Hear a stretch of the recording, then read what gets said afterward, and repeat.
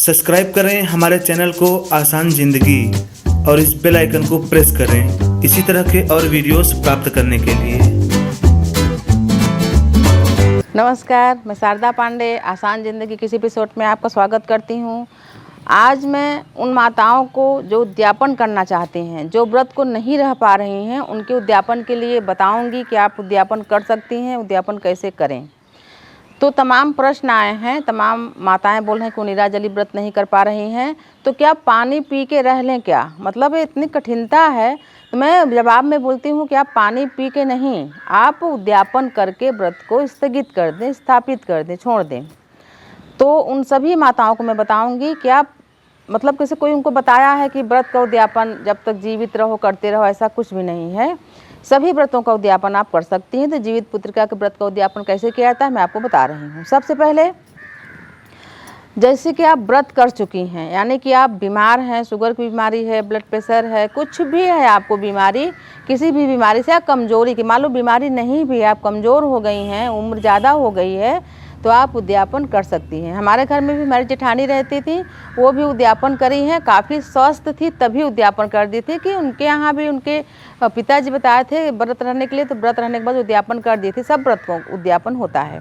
तो मैं आपको बताऊँगी जैसे आपको उद्यापन करना है, तो कई बार बताई भी हूँ कि उद्यापन में कोई विशेष चीज़ें नहीं लगती हैं। जिस देवता का हम व्रत करते हैं, वो देवता को जो हम पूजा में चढ़ाते हैं, वही सब चीज़ें उद्यापन में लगती हैं, कोई विशेष चीज़ें नहीं लगती हैं। तो वो सब चीज़ें वही चीज़ें रहेंगी। जैसे कि आपको जैसे कि माताएं बोलती हैं कि हमारे पास नदी नहीं है, आसपास तालाब नहीं है, तो हाँ, अगर उद्यापन की विधि करनी है तो या किसी नदी सरोवर के पास आसपास है तो जाएं, गाड़ी कर लें, जाएं, या मंदिर में चले जाएं, या खड्डा बना कर पूजा करते हैं जैसे हलषष्ठी माता का, वैसे कुछ विशेष करना चाहिए। आप सभी तैयारी कर लें, जो ठेकुआ बनता है, गुलगुला बनता है, सब चीज़ें बनाएं। और मान लीजिए कि आपके घर में कई महिलाएं व्रत करती हैं इस व्रत को, तो सभी महिलाएं एक ही साथ उद्यापन कर सकती हैं।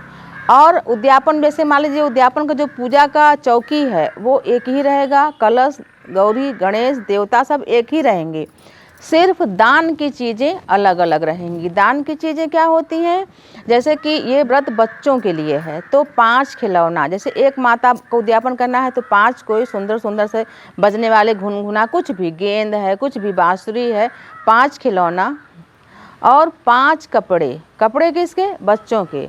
बच्चों के मतलब कि जैसे कि 1 साल से लेकर 5 साल तक के बच्चों का, जैसे भी कि बच्चे कपड़ा पहन सकें, 5 ठो कपड़ा, या बड़ों को भी दे सकते हैं कपड़ा, 5 कपड़ा। और 5 कपड़े में क्या आता है? जैसे मान लीजिए कि पंडित जी को देना है 5 कपड़ा, तो वो उनका धोती, कुर्ता, गमछा और जांघिया, बनियान, ये सब चीज़ें हैं। लेकिन अगर बच्चों को देना है तो ऊपर नीचे का जो भी रहता है, पैंट शर्ट 2 करके, यानी 5 जोड़ी, तो 10 कपड़े हो जाएंगे। 5 जोड़ी कपड़े देना चाहिए। 5 नहीं दे सकते तो 2 जोड़ी ही ठीक है। और 5 बर्तन। बर्तन कैसा रहेगा? बच्चों के लिए छोटी सी थाली, छोटी सी कटोरी, छोटी सी गिलास, छोटा सा चम्मच, ये सब चीज़ें, छोटा लोटा, ये सब चीज़ें, 5 ठो बर्तन वो एक माता देंगी। अगर कई माताएं करने हैं तो सबको ऐसे करना पड़ेगा। इसी प्रकार से 5 प्रकार का फल और 5 प्रकार का अनाज। अनाज और फल तब देते हैं यानी कि जब हम ब्राह्मण भोजन नहीं कराते। सभी उद्यापन का विधि है कि उद्यापन में ब्राह्मण भोजन कराना चाहिए, लेकिन आज एकल परिवार होने के कारण माताएं बहुत व्यस्त रहती हैं, अकेली रहती हैं, इसलिए भोजन बना के पंडित जी को नहीं करा सकती हैं। तो जैसे कि अगर आप भोजन करा दोगे तब आपको 5 प्रकार का अनाज नहीं देना पड़ेगा, वो तो जब भोजन नहीं कराए रहते हो तब देते हैं। वैसे हमारे जैसे गांव में खेत से होता है अनाज, तो भोजन कराने के बाद भी पंडित जी को कुछ 10, 5 किलो, 20, 25 जितना भी बनता है अनाज भी दे देते हैं। पर जैसे आप लोग इस समय क्या है, सभी बाहर जैसे रहते हैं, उनको अनाज खुद खरीदना पड़ता है। तो अगर भोजन करा दें तो अनाज नहीं, फिर 5 कपड़ा और 5 बर्तन और कुछ दक्षिणा देकर पंडित जी को।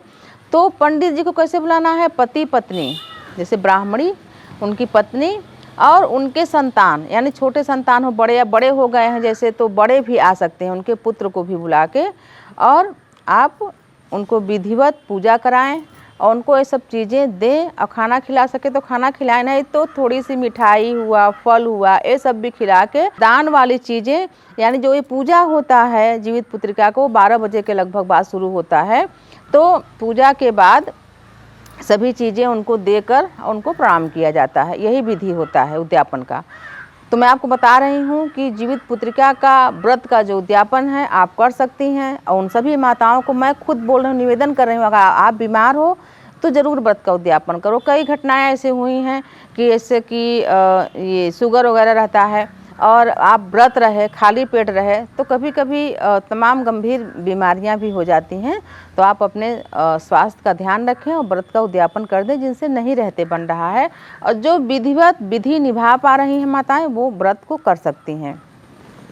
तो मैं आपको बता रही हूँ जीवित पुत्रिका का व्रत का उद्यापन का विधि। तो जैसे कि अब उद्यापन आप कर रहे हैं तो उसमें हवन अगर करना चाहें तो हवन भी कर सकती हैं।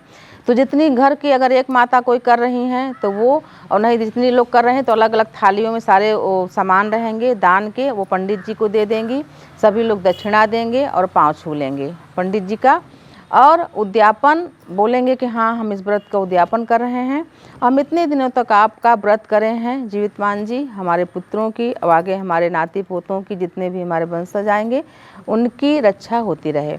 और एक कोई हमारी बहन है, वो प्रश्न करी थी कि उनकी सासू माँ इस व्रत का मतलब इस व्रत को हमको दे रही हैं, यानी हम लोगों के यहाँ प्रथा है कि कोई भी सासू माँ है जैसे अपने व्रत नहीं रह पा रहे थे बहू को दे देती हैं, पर वो नहीं रहना चाहती, यानी तीजा वगैरह का व्रत करती हैं।